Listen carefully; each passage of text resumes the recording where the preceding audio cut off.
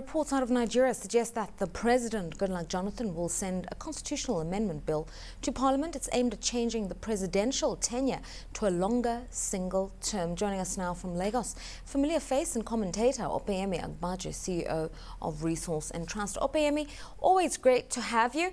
So there is talk of sending a bill to Parliament to amend the Constitution so that the President serves a longer single term.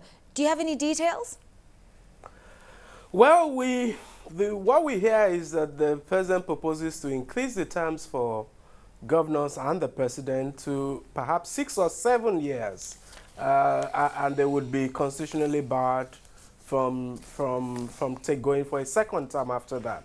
The President's spokesman says such an amendment will take effect from 2015 after the current tenures of all the occupants of those offices, and that the President does not intend to be a beneficiary of the new proposed amendment.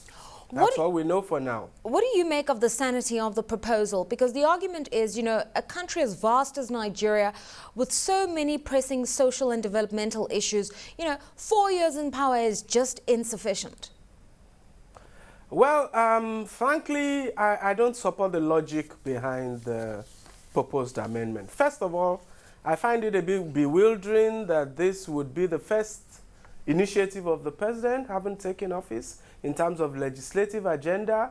I couldn't possibly conceive how this becomes the country's #1 priority. Beyond that, I think the logic of the proposal is a bit simplistic, if not shallow. The fact that you're going to do a 6 or 7 year tenure is presumed in the logic to reduce the fierceness of political competition. I don't think the evidence supports such a view.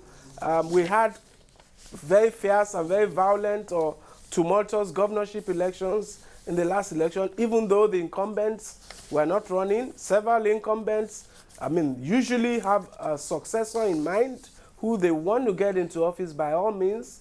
I don't see how the mere fact that an individual is not recontesting eliminates the fierceness of such competition. Indeed, the prospect of being out of power for 6 or 7 years can increase even the desperation of aspirants to win those elections, and can actually cause more chaos into the system. A point of clarity for me personally, Opeyemi, this proposal is for a single tenure. So in other words, once the President has served his term or the governor has served his term, he cannot be re-elected? Precisely, that's the point that is being advocated.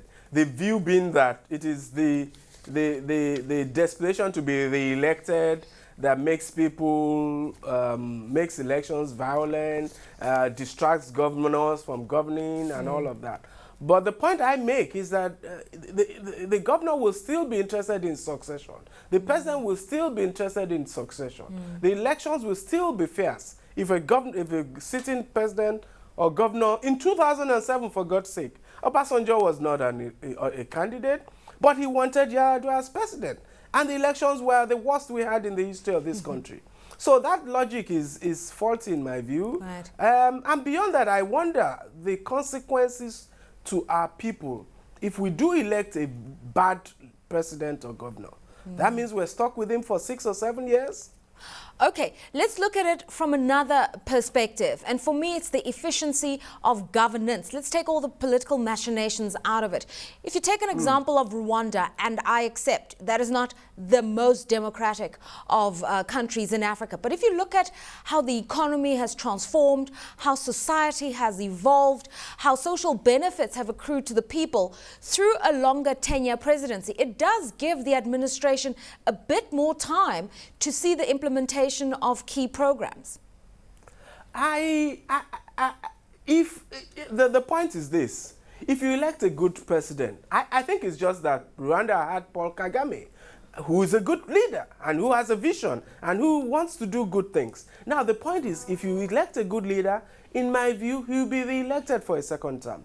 But guess what? If you elect a bad leader, then you're stuck with him for almost a generation. and the consequences of the misrule would have become too, and then the people lose their sovereignty. Their right, I mean, not complete loss, but for a 7-year period or a 6-year period, it's almost like they elected a monarch.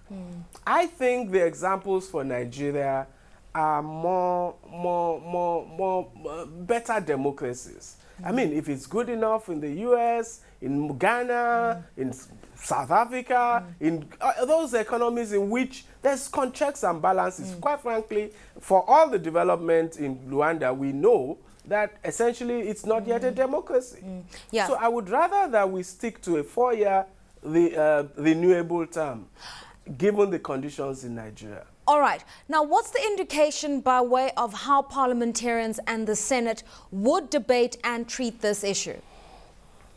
My suspicion is that there's some consensus within the PDP around this policy.